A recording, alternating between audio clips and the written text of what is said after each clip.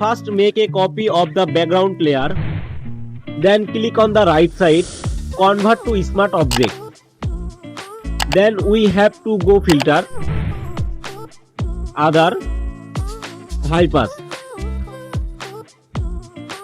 Then OK. And click on background. Then create a new layer. Then blending and overlay. Next we need to use the brush tool, but before that we need to use eyedropper tool and its sample size 5x5 average, then sample current and below, and select the color you need. Next we needed to use the brush tool and press keyboard Alt and select color you needed. Then opacity 46% and flow 27%. You fix it according to your picture, but it's better to keep it low.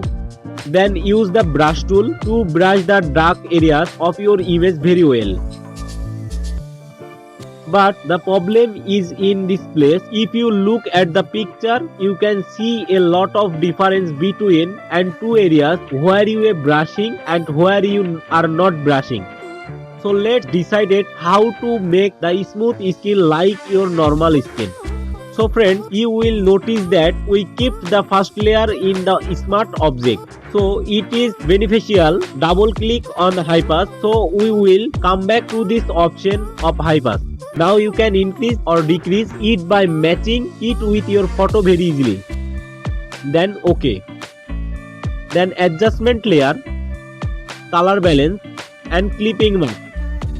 Then at this point we will make color adjustment to our image.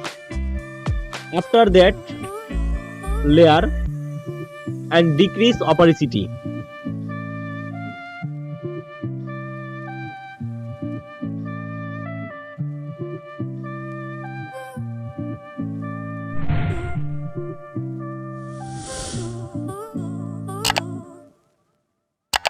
Then press keyboard Ctrl and select layer and Ctrl J.